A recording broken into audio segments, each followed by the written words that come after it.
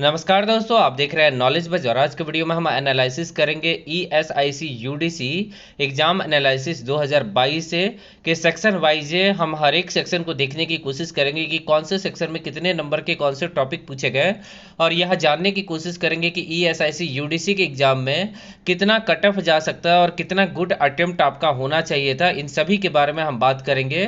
तो चलिए इस वीडियो को शुरू करते हैं। ठीक है, आपको रीजन वाइज स्टेट वाइज भी कट ऑफ हो सकता है कि आज शाम तक देखने को मिल जाए, तो हमारे चैनल को प्लीज सब्सक्राइब करके हमें सपोर्ट कीजिएगा। चलिए तो इस वीडियो को शुरू करते हैं और सबसे पहले जानते हैं कि इंग्लिश सेक्शन में कौन कौन से टॉपिक पूछे गए और जो पैसेज है वो किस प्रकार का पूछा गया, रीडिंग कॉम्प्रिहेंशन किस प्रकार का पूछा गया। तो सबसे पहले अगर हम बात करें तो रीडिंग कॉम्प्रिहेंशन, जैसा कि मैंने बताया था कि इजी पूछा जाएगा और स्टोरी बेस्ड पूछा जाएगा। तो यहाँ देखिए 3 दोस्तों पे आधारित एक पैसेज पूछा गया। ठीक है, अब यहाँ पे देखिएगा जो सिनोनिम्स था, एंटीनोम सिनोनिम्स, वो भी पैसेज में इंक्लूड किया गया। इस प्रकार पैसेज के आरसी के टोटल 7 से 8 क्वेश्चन आपके एग्जाम में पूछे गए। ठीक है, आगे अगर हम बात करें तो पैराजम्बल या सेंटेंस रीअरेंजमेंट, इन दोनों में से कोई एक आया था और यहाँ पे 3 से 4 नंबर का क्वेश्चन पूछा गया था पैराजम्बल या सेंटेंस रीअरेंजमेंट में से। आगे अगर हम दोस्तों देखें इंग्लिश में तो एरर डिटेक्शन पूछा गया ओल्ड पैटर्न पे, जैसे पूछा जाता था ऐसे दे दिया एक सेंटेंस, दूसरा सेंटेंस, ऐसे करके 5 सेंटेंस दे दिया, इन पांचों में आपको बताना था। तो उस पैटर्न पे एरर डिटेक्शन आपसे पूछा गया था और यह क्वेश्चन इजी ही पूछा जाना था। ठीक है, बैंकिंग के एग्जाम की तुलना में इजी होना था। उसके बाद यहाँ देखिएगा सिंगल फिलर, देखिएगा तो सिंगल फिलर भी यहाँ 3 से 4 क्वेश्चन यहाँ पूछे गए और मिस से स्पेलिंग मतलब स्पेलिंग जो एरर होते हैं, जो स्पेलिंग में कुछ गलती हो जाते हैं, वहाँ ये भी 3 से 4 क्वेश्चन पूछे गए। अब यहाँ से 25 नंबर के क्वेश्चन पूछे गए, टोटल आपके 25 नंबर के क्वेश्चन पूछे गए। तो क्वेश्चन में बहुत कुछ नया टॉपिक को ऐड नहीं किया गया, जो पहले पूछे जाते थे उन्हीं को पूछा गया। अब जिन्होंने एग्जाम दिया होगा उनको एग्जैक्ट लेवल पता होगा कि इंग्लिश का लेवल कैसा था, बट मुझे जहाँ तक पता है कि इंग्लिश का लेवल ईजी ही होगा। ठीक है, ईजी होगा, ईजी से मॉडरेट आप बोल सकते हैं। अब इंग्लिश में तो आपका गुड अटेम्प्ट कितना होना चाहिए, मैं आपको सजेस्ट करूंगा कि इंग्लिश में आपका गुड अटेम्प्ट 20 प्लस होना चाहिए, 20 प्लस होना चाहिए और आपका स्कोर 12 प्लस आना चाहिए। आपका स्कोर कितना आना चाहिए, कम से कम 12 नंबर इंग्लिश में आना चाहिए। अगर आपका इंग्लिश कमजोर है तब, अगर आपका इंग्लिश अच्छा है तो आपको कम से कम 18 नंबर के आसपास इंग्लिश में जाना चाहिए। ठीक है, तो 2 कंडीशन मैंने बता दिया। इंग्लिश खराब है तो दूसरे सेक्शन में आपको अच्छा स्कोर करना होगा। ठीक है ना, तो ये मैंने गुड अटेम्प्ट बताया कि 20 प्लस आपका होना चाहिए और यहाँ पे 12 या 18 आपका मार्क्स होना चाहिए, 12 प्लस इंग्लिश से खराब होने के बाद। चलिए आगे देखते हैं कि रीजनिंग और जनरल इंटेलिजेंट में कितने मार्क्स, कितने टॉपिक के कौन कौन से, मतलब कितने मार्क्स के कौन कौन से टॉपिक पूछे गए। तो सबसे पहले बात करें पजल और सिटिंग अरेंजमेंट के बारे में। तो देखिए पजल और सिटिंग अरेंजमेंट बहुत ज़्यादा इंपॉर्टेंट है बैंक और इंश्योरेंस के एग्जाम के लिए। ठीक है, और यहाँ पे सेंट्रल गवर्नमेंट का एग्जाम है, तो यहाँ पे आप देखिएगा कि डे बेस्ड पजल पूछा गया, मंडे से संडे आपको डे दिया गया था, 5 क्वेश्चन इस पे पूछा गया, तो ये इजी पूछ दिया गया। स्क्वायर बेस्ड पजल, ये आप लोग को पहले से ही पता होगा, इनपुट आउटपुट थोड़ा सा क्वेश्चन फंसाता है। अगर आपने बनाया होगा तो अच्छा है, नहीं भी बनाया होगा तो हो सकता है कि फंस गए होंगे, तो ये क्वेश्चन फंसाने वाला था। ठीक है, इसको मॉडरेट मैं बोल सकता हूँ क्योंकि मुझे भी लगा था कि ऐसे क्वेश्चन नहीं पूछे जाएंगे। अगर कलर मतलब प्रीलिम्स में पूछा गया तो इजी पूछा गया होगा। ठीक है, मुझे जहाँ तक लगता है कि इजी पूछा गया होगा। अगर आपने पजल और सिटिंग अरेंजमेंट को अच्छे से किया होगा, जो मैंने वीडियो दिया था आप लोग को 6 घंटे का, उससे बाहर मुझे नहीं लगता है कि कुछ पूछा गया होगा। अगर पूछा गया तो आप लोग कमेंट करके बताइएगा। मैंने जो बैंकिंग का फुल कोर्स आप लोग को प्रोवाइड कराया था वही चीज़ आया हुआ है, सेम टू सेम, कुछ भी नहीं आया हुआ है। मैंने हर एक टाइप का क्वेश्चन मैंने बताया हुआ है कि कौन कौन से टाइप के क्वेश्चन आपके एग्जाम में पूछे जा सकते हैं। तो अगर आपने देखा होगा 6 घंटे का वीडियो तो आप लोग को एक बेसिक आइडिया होगा और सेम वही क्वेश्चन आया होगा। तो यहाँ पे आप देख सकते हैं कि ये आया था, दोनों 10 नंबर तो यहाँ से आसानी से आप ला सकते हैं अगर आपने तैयारी अच्छे से किया होगा तो। ठीक है, आगे देखिएगा पजल सिटिंग अरेंजमेंट 10 नंबर का हो गया। उसके बाद अल्फा न्यूमेरिकल सीरीज हो गया, 3 से 4 नंबर का हो गया। और उसके बाद डायरेक्शन 2 नंबर, इनइक्वालिटीज बहुत इजी होता है 5 नंबर, 3 डिजिट सीरीज, मान लीजिए 349 ऐसे करके दिया होगा, 749 ऐसे करके 3-3 अंकों का एक सीरीज बनाया होगा नंबर सीरीज, उस पर आधारित 2 से 3 क्वेश्चन आपको देखने को मिल गए। और नंबर रिपीटेड मान लीजिए नंबर रिपीटेड पे एक क्वेश्चन और अल्फाबेट रिपीटेड पे एक क्वेश्चन। अब टोटल यहाँ पे 25 क्वेश्चन आपको देखने को मिला, मतलब गुड अटेम्प्ट। अब आपके मन में होगा कि रीजनिंग में गुड अटेम्प्ट कितना होना चाहिए, तो मैं आपको सजेस्ट करूंगा कि रीजनिंग में सब 25 के 25 बनाते हैं। अगर रीजनिंग आपका अच्छा है, मैथ्स या रीजनिंग किसी एक सेक्शन में आपको 25 में से 25 बनाना ही होगा, क्योंकि आप बना सकते हैं, ठीक है। तो रीजनिंग में आपका 22 अटेम्प्ट, मेरे हिसाब से रीजनिंग में आपका अटेम्प्ट होना चाहिए 22 से ज़्यादा आपका अटेम्प्ट होना चाहिए, और जितना अटेम्प्ट आप करें उतना सही होना चाहिए। मतलब गुड जो मार्क्स आपका आना चाहिए 22 प्लस आपका मार्क्स आना चाहिए। रीजनिंग में गलत होने का कोई चांस ही नहीं है, ठीक है। आगे देखिएगा क्वांट देखिएगा, मैथ्स देखिएगा यहाँ पे। तो मैथ्स में सबसे पहले नंबर सीरीज के ये क्वेश्चन है, जिसको हम बाद में देखेंगे, पहले देख लेते हैं कि मैथ्स में पूछे क्या गया यहाँ पे, ठीक है। तो मैथ्स में आप देखिएगा, मैथ्स में आपसे पूछे गए यहाँ पे नंबर सीरीज 4 क्वेश्चन, ठीक है। मिसिंग नंबर सीरीज पूछा गया है, सिंप्लीफिकेशन प्लस में अप्रोक्सीमेट वैल्यू 10 से 11 क्वेश्चन, वर्ड प्रॉब्लम 11 क्वेश्चन, जहां पे आप आराम से 8 क्वेश्चन बना सकते थे, ठीक है। 8 क्वेश्चन आप आसानी से बना सकते थे, 7 से 8 क्वेश्चन। तो अब यहाँ अटेम्प्ट कितना होगा, जिनका मैथ्स अच्छा होगा उन्होंने तो 25 क्वेश्चन अटेम्प्ट किया होगा, क्योंकि यहाँ मैथ्स आपको बहुत ज़्यादा फंसाने वाला मैथ्स नहीं होगा, बहुत ईजी आया होगा, ठीक है।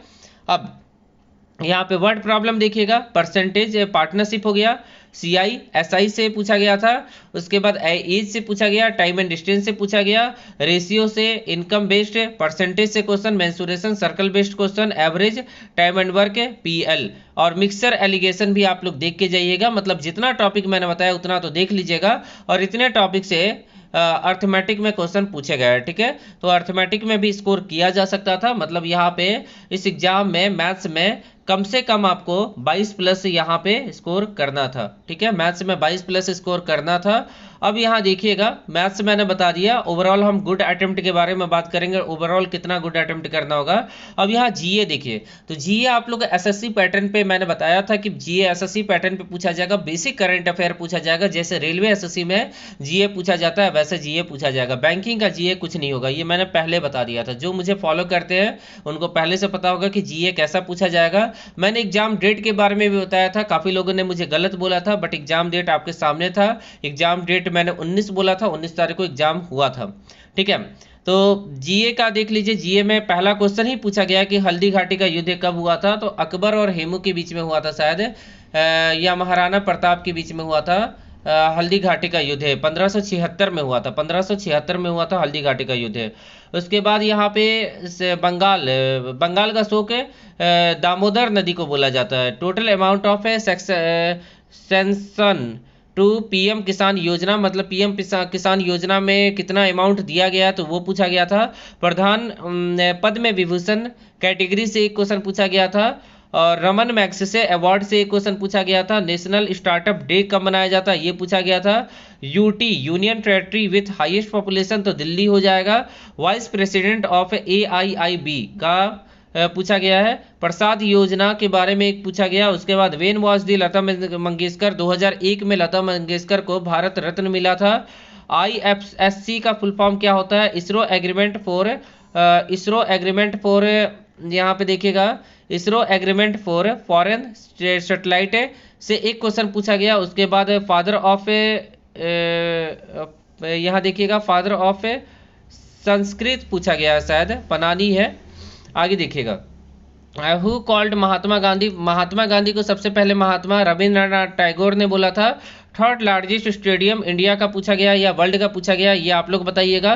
गोल्डन ग्लोब बेस्ड फिल्म में ड्रामा में किसको मिला है, a little book of India, author के लेखक कौन है, बिरजू महाराज, कथक है शायद, ठीक है। पॉपुलेशन से, ये सेंसस से पूछा गया, जनगणना से एक क्वेश्चन पूछा गया।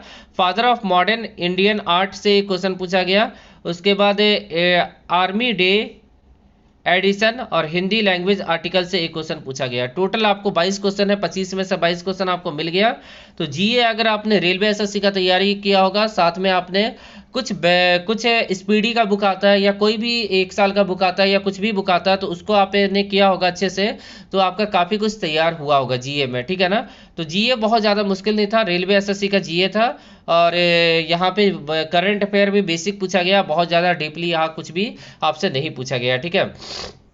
तो अब हम बात करते हैं गुड अटेम्प्ट के बारे में। तो गुड अटेम्प्ट यहाँ दोस्तों होगा 90 प्लस। मेरे हिसाब से गुड अटेम्प्ट 90 प्लस होना चाहिए था आप लोग का, क्योंकि क्वेश्चन का लेवल बहुत ज़्यादा मुश्किल नहीं था। अब काफ़ी बच्चे बोलेंगे कि 90 प्लस कैसे होगा।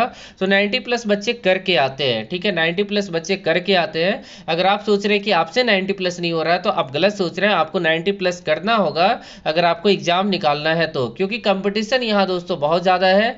और यहाँ पे आपको अगर फाइट करना है तो अटेम्प्ट अच्छा रखना होगा, एक्यूरेसी भी अच्छा रखना होगा, क्योंकि यहाँ नॉर्मलाइजेशन में आपको फायदा होगा। एक्यूरेसी का बैंकिंग में फायदा होता है, ठीक है, बैंकिंग, रेलवे बैंकिंग और ईएसआईसी इंश्योरेंस एग्जाम में एक्यूरेसी का फायदा होता है, ठीक है। तो 90 प्लस गुड अटेम्प्ट होना चाहिए। अब सेक्शन वाइज देख लेते हैं। तो मैथ्स में मेरे हिसाब से मान लीजिए 25, ठीक है। रीजनिंग में मान लीजिए, रीजनिंग या मैथ्स किसी एक में 25, मतलब इन दोनों में मिला के आपको 45 या 47 नंबर लाना है। 45 या 47 नंबर आपको लेके आना है। मिनिमम 45, मैक्सिमम 47 आ रहा है तो बहुत अच्छा है। उसके बाद ये जीए के बारे में बात करते हैं। तो जीए में जो आपका अटेम्प्ट होना चाहिए मेरे हिसाब से 25 का 25 होना चाहिए, क्योंकि यहाँ नेगेटिव भी जाएगा तो बहुत ज़्यादा नहीं जाएगा। ऐसा मैंने क्यों कहा मैं लास्ट में बताऊंगा। और इंग्लिश के बारे में बात करें तो इंग्लिश में मेरे हिसाब से आपका कम से कम 20 क्वेश्चन तो आपको बनाना होगा। इंग्लिश में कम से कम आपने 20 क्वेश्चन बनाया होगा। अब इसको ऐड करें तो ये हो गया कितना, 65 और 25 90 हो गया, 90 से 92, मतलब गुड अटेम्प्ट आपको मिल गया कितना, 90 से 92 का आपको अटेम्प्ट होना चाहिए, ठीक है। तो ये मैंने गुड अटेम्प्ट बताया। अब बताते हैं एक्सपेक्टेड कट ऑफ के बारे में। तो ये जो गुड अटेम्प्ट के हिसाब से अगर हम बात करें तो मैथ्स रीजनिंग में मान लीजिए कि आपने 45 लाया, ठीक है। मैथ्स रीजनिंग में मान लीजिए 45 आ गया, किसमें, मैथ्स प्लस में रीजनिंग, एमआर में आपका आ गया 45।